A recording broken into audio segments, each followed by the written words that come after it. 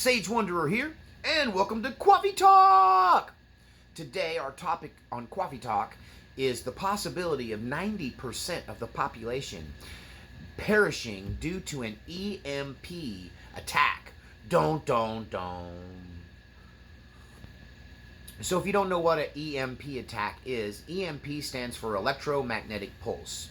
This is a sudden surge or pulse of electromagnetic rays like gamma rays that can destroy electronic devices, our power grid.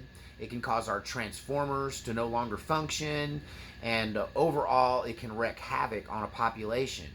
You know, we've become absolutely dependent upon electricity. Chances are your heating, your air conditioning, your water source, and your sewer disposal are all reliant upon electricity. Even vehicles today require an electrical current to function. If your car is newer than 1980, which I hope it is, unless you're rich and have a muscle car that's really awesome.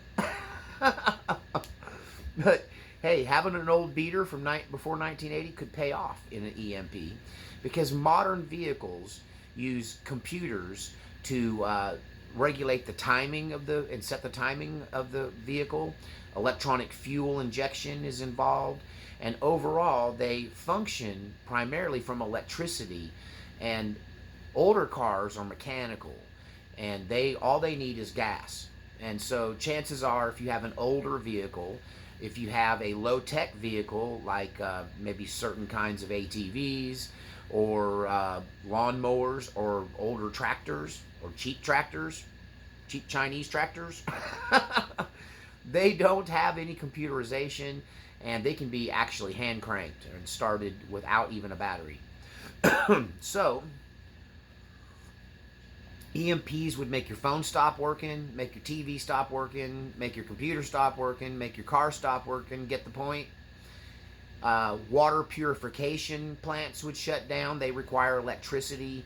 Fuel couldn't be delivered to gas stations anymore because the trucks couldn't bring them, and even the pipelines themselves are absolutely require electrical current to run the pumps. And even if you could get to a gas station that had gas, your chances of them selling it to you are pretty slim, because they do all that electronically as well. Not to mention the pumps are electrical. So all of this stuff has transistor chips, computer chips, and they would become immediately unusable, fried beyond repair. But the big thing is the power grid, because this would not be a momentary setback. This could last for a minimum of a year and up to 10 years, depending upon whether we're the only country that gets hit. Now, one of the big problems in America is that our transformers, that little box out in front of your house or apartment that hangs up on the pole that looks like a 5-gallon bucket made out of metal with wires running out of the top of it, those aren't made in America anymore. They're made in other countries. So if other countries were hit, no help would be coming to America. Now, thankfully, our military saw this coming. They first learned of this side effect of nuclear war in 1962 through some experiments that occurred out near Hawaii on a remote island. And so they started at that point talking about, and then eventually making our military infrastructure EMP resistant. That's the best way to put it. I don't know if anything can be EMP proof, but they make it EMP resistant. That means there could be Humvees, there could be tanks, there could be even airplanes that still functioned, along with our intercontinental ballistic missile defense systems. Those could survive an EMP. But you know, when they say 90% of the people perish in an EMP attack, they're not talking about the effects of the bomb or the device itself, because that does nothing to humans. It does nothing to infrastructure. It's blown up somewhere between 20 and 250 miles into the stratosphere, and therefore the effects and the fallout would not affect any of us here on Earth, except for that pulse, that electromagnetic pulse. The higher up you get it, the wider spread the destruction is. No, 90% of us would die because of the loss of electricity. That's kind of mind-boggling, since 100 some odd years ago, everybody survived fine without electricity. However, they had hand pump wells. They had hand dug wells and buckets and rope to bring up water. They had outhouses in place and knew how to dispose of waste and prevent disease. They had horse-powered motor vehicles, horse-powered vehicles, carriages. A lot of the farming was done through horse and oxen, and so they had the infrastructure in place that allowed their lifestyle. That this could drive us back to a situation that even predates the horse and buggy days. Once upon a time, horses were everywhere. Now they're only in the yards of rich people for the most part. A lot of the draft horses that used to be commonplace in America and around the world are no longer being bred, and only a small example of them still exist. So we wouldn't be able to jump back into the 1800s. We wouldn't even be able to jump back into the 1600s. In some ways, it would drive us back to the Stone Age. And the biggest problem, I think, with people dealing with this is the mental state it puts people into. That, have you ever seen a millennial who gets separated from his cell phone for a few hours? He has a meltdown. Now what if you tell him it's all gone forever, or at least 10 years, if not forever? That the concept of the hard life, the hard scrabble life of living without electricity and all of its comforts and entertainment might be more than the human mind could take. I imagine very quickly the suicide rate would go through the roof. I imagine very quickly society would break down, and crime of all sorts would erupt. Now, part of that is, if there's no vehicles, well, there's no police vehicles. If you can't call the police, they're not coming. If you did manage to get a message to the police, what's their response time on foot? And there's not that many police horses around anymore. How could they respond? How would they respond? And would they even be at work? Chances are they'd be home, taking care of their own family and their own issues, making sure their own house is secured. So soon the darker elements would rise to the surface, and they would begin to take what they wanted from other people. Now, the first targets of this kind of civil unrest would definitely be your big box stores like Walmart. I think people who are both nefarious and want to use drugs for recreational purposes would hit the pharmacies, but also people who rely on medications, who realize that the system is broken and they're only going to be able to access what is available to them in their area, would probably pretty quickly hit these pharmacies as well, just to ensure their own survival. I've got a close personal friend that had both of their thyroid glands removed surgically, and without their medication, they got about 3 or 4 days before their organs start to shut down. And by the end of a week without medication, they can't get out of bed, and they would soon perish. And diabetics you can put into that same list that are dependent upon insulin. And there are a lot of ailments that medicine has been keeping people alive who otherwise in the past would have passed away, and now they're reliant on medication that's not coming. The trucks aren't running, the pharmaceutical companies aren't producing, and what you have in the pharmacy is what you have. So attacks on pharmacies, attacks on the big box stores, people hoarding, people fighting over resources. The gasoline there would be more or less useless that's in the ground. If you could get it out, they're not going to sell it to you. If you stole it and removed it from the tanks in the ground, well, what's that going to serve you if you don't have a machine that runs on it? Because so many of them have electronic components that would be destroyed in an EMP.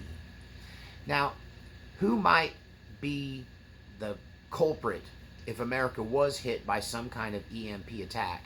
And what are some of the possible delivery systems?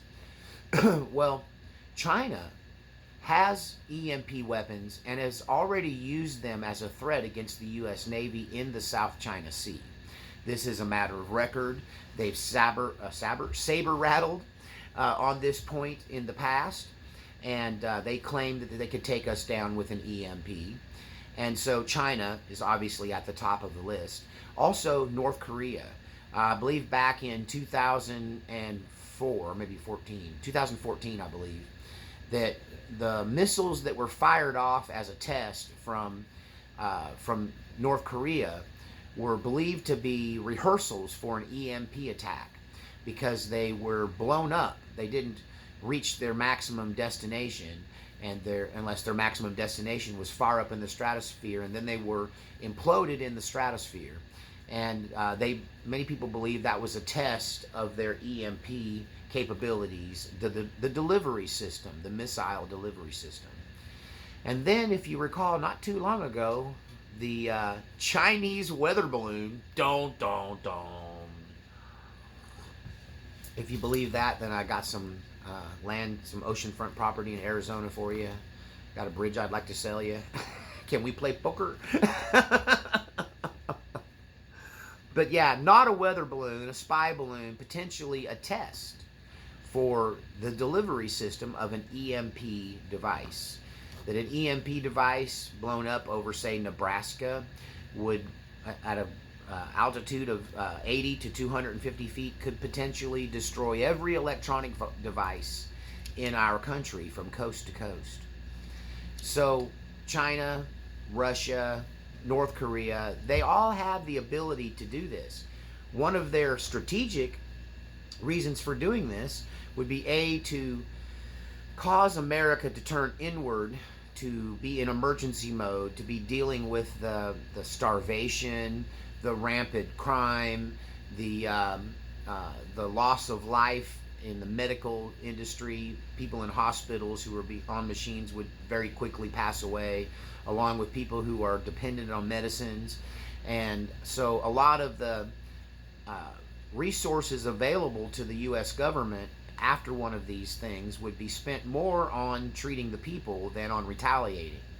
Now, different leaders have said that if an EMP attack happens against America, it will be viewed as equal to a nuclear attack, and then we would respond with a nuclear attack. And there is common belief, and I believe this is probably true, that our nuclear arsenal is insulated against EMP destruction, and therefore would be viable and usable as a retaliation if we knew who did it. We can't just blow everybody up. So a little bit of subterfuge, a little bit of deception, a little bit of misdirection, and they might get away with a EMP attack on the United States, leaving us with nobody to retaliate against. We could assume it was a certain person or a certain group. We could guess, but proving it would be very difficult. There was a work of fiction produced a few years back. In it, they talked about an EMP attack, and it was delivered in this fictional tale by a ship disguised as a civilian fishing vessel, who was actually equipped with a secret missile that was then launched from off the coast of the United States over the middle of part of the country and exploded there. And then the ship quickly sunk to hide the evidence. So it could be possible that this kind of trickery could leave us with no one to retaliate against. And then basically America's just screwed with nobody to punch back at but a ghost. Not to mention, there would be a general outcry amongst the people that any and all military, some word I'm looking for, resources be funneled back to the American people in the form of aid. Now, if this same kind of attack hit all of our allies at the same time, then help would not be coming from other countries. As few as 3 of these devices could black out the entire North American continent, meaning we couldn't get help from Mexico if they were inclined to help, or Canada either. And any help would have to come from Europe and other nations around the globe. Having said that, would they help us? And how much help could they give us? And what if they got hit as well? Then no one's coming to help us. So it would be really a survival of the fittest scenario that they claim would cause 90% life loss. So who would die first? Well, the answer to that is pretty simple. The people that would die first are the ones on the airplanes. Airplanes are very susceptible to EMP pulse, and they're closer to the source, being up in the air, obviously, and that puts them closer and more exposed. And so, planes, jumbo jets, commercial aircraft of all kinds would just fall out of the sky. Which brings me to a dream I had not too long ago. Don't. Oh, you know it's going to be a good coffee talk when Sage brings up one of his dreams. But it's been, I don't know, 15 years ago, I had a dream that I was driving down a country road when I noticed in the sky drones. Unmanned aerial aircraft, right? UAPs, unmanned aerial planes. UAPs? I don't know. I don't know the acronym. But yeah, drones. And these drones were flying in formation. And then suddenly commercial aircraft started falling out of the sky. And in my dream, I was aware that it was the drone attack that was causing the airplanes to fall out of the sky. In my dream, it didn't affect my vehicle. I was able to drive, but it was very crazy to see a 747 goes nose first into a country highway. And that was part of my dream. And I knew right away that it was some kind of military attack. And in my brain, I thought it was Middle Eastern terrorists, because drones at the time would have been considered unconventional warfare 15 years ago. And was this prophetic, or was it based in some fear of stuff I already was aware of 15 years ago? But the EMP discussion is a relatively new one. And so airplanes would fall out of the sky. So the first round of deaths are going to be pilots, crew, and passengers aboard commercial airplanes, and anybody on the ground who gets hit by the debris that's falling from the sky, hit by the crashing airplanes. Also, if your vehicle loses electrical power while you're going 80 miles an hour down the freeway, chances are you're going to wreck. There's a pretty good chance that more than half of the people in that situation are going to crash and probably die in a fiery wreck and bring some other people down with them. And so, yeah, car wrecks, airplane crashes, people in elevators potentially could either be trapped, or the elevator could fall to their death if the electromagnets that do a lot of the work in an elevator suddenly stopped working. Now, what's the next round? We kind of talked about that. That's people in hospital on life support. Hospitals typically have generators. Whether those generators would function or not post-EMP would probably have a lot to do with their location. You know, the only way to protect them is to keep them in what's called a Faraday cage. A Faraday cage is simply placing a metal, uninterrupted metal container around an item. You can make a homemade Faraday cage by taking a metal trash can, putting a cardboard box in the middle to keep things that you want up off of the surface of the metal so it's not touching the metal, and insulate it from the metal of the trash can. And then put all your items inside of the trash can, put the lid on it, and seal it up with metallic tape, duct tape. Not duct tape, but like heat duct tape, the metal kind. This is one form of a makeshift Faraday cage.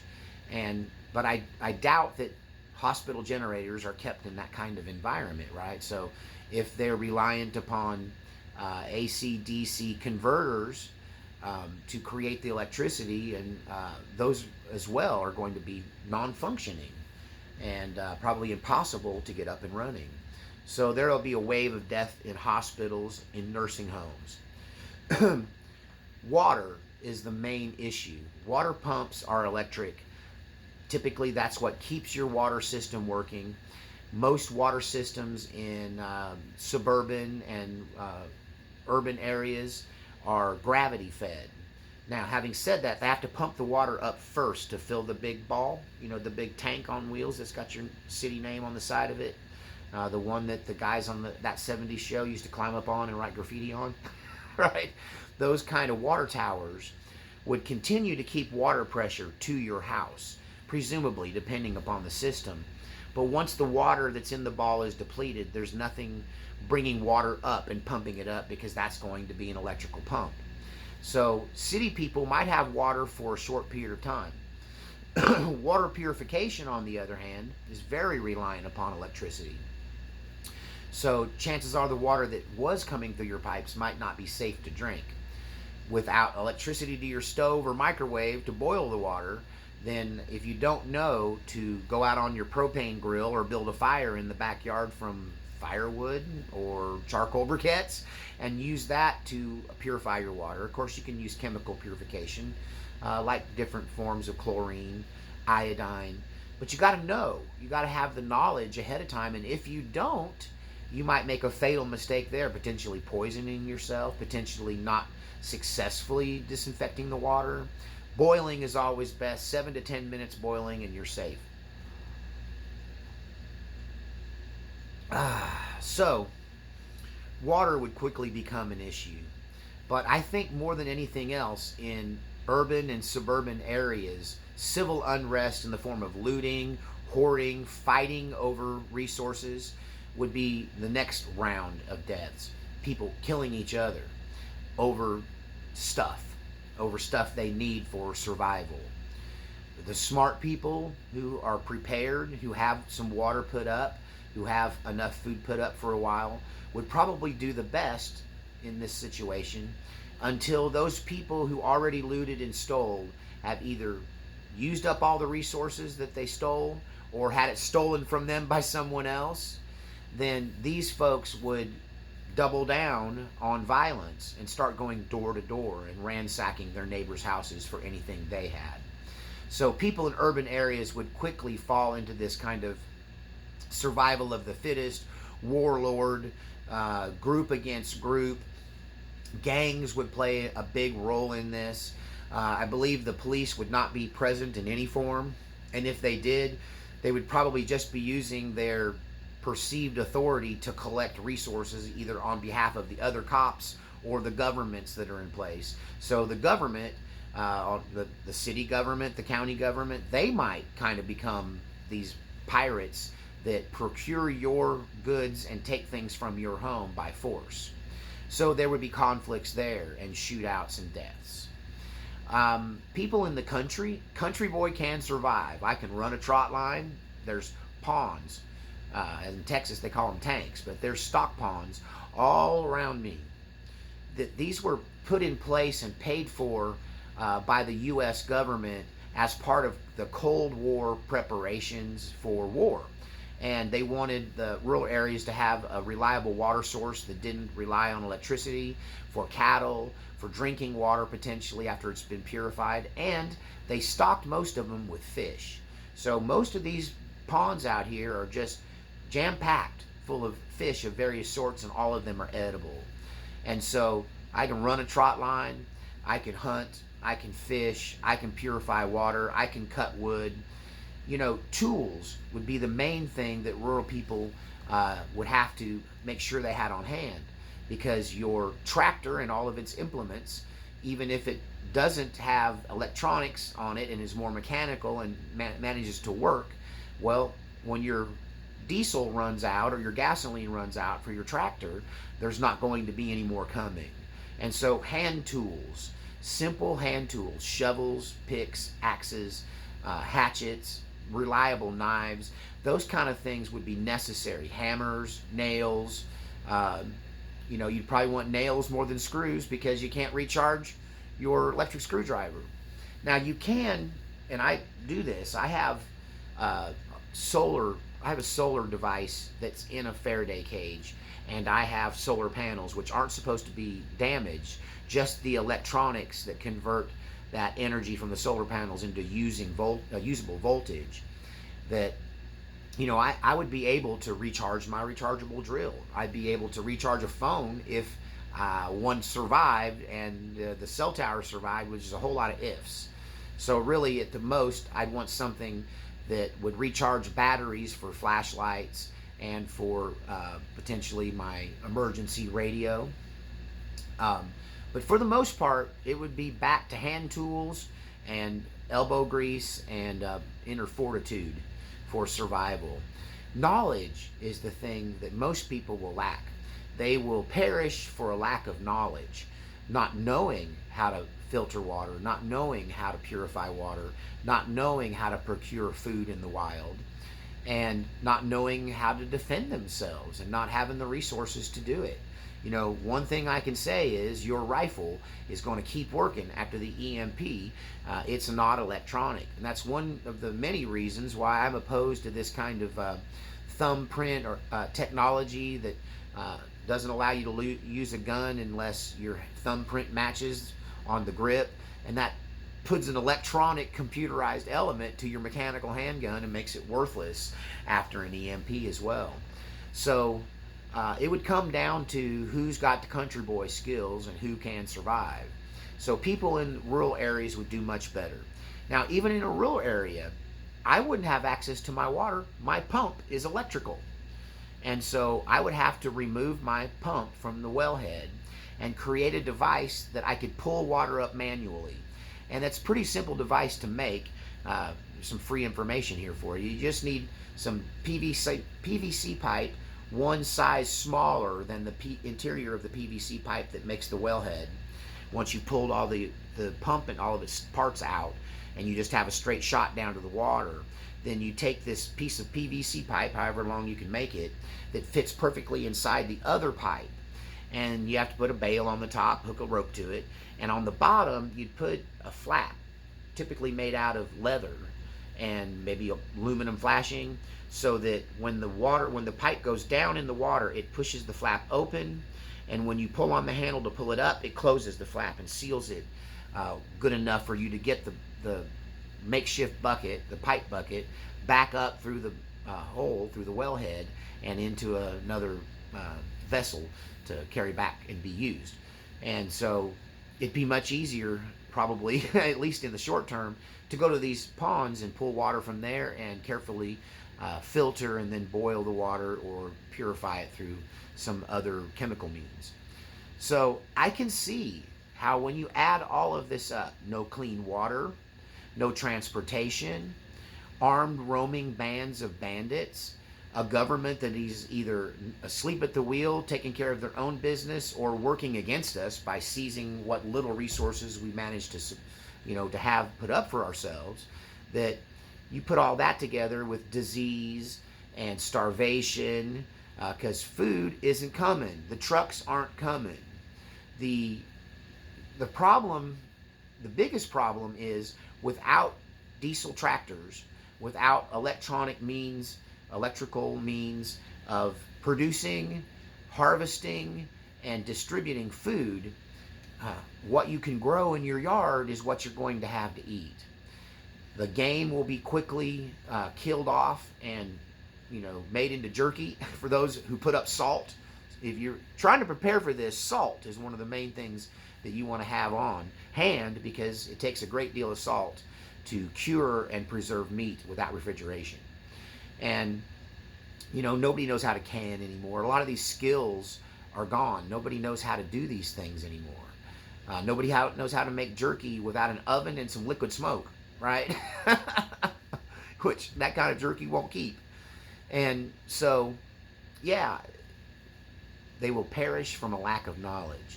So I can see how only 10% of the people would survive an EMP attack. And that's assuming that there's not another military attack coming on the heels of it. One concept is an EMP softens up the beachhead and the invasion comes right on the heels of that. And if they're smart, they'll wait around for about 90 days while we implode before they send their well-fed, well-equipped, still operating with electronic devices troops into our country. So yeah, EMP is a bad deal. It can be caused from an attack. It could also be caused from a thing called a mass coronal ejection, or coronal mass ejection, CME. The last one of those actually set telegraph wires on fire from coast to coast. Luckily, it happened before the internet age, back in the day of the telegraph, before we even had phone lines and electrical lines. But there could be a lot of fires caused from an EMP pulse. So stuff catching on fire, there not being any response by first responders. The fire trucks aren't coming. There's no water being pumped. So a lot of these urban and suburban areas could just be burned to the ground in the very beginning of all of this, on top of all the other issues.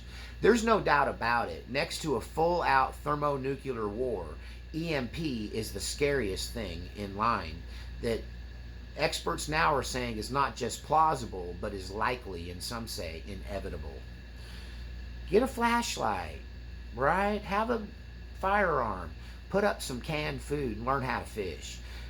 Make sure you know, as John Titor said, make sure you know how to purify water and how to deal with waste, and get some backwoods medicine skills under your belt now while you still can.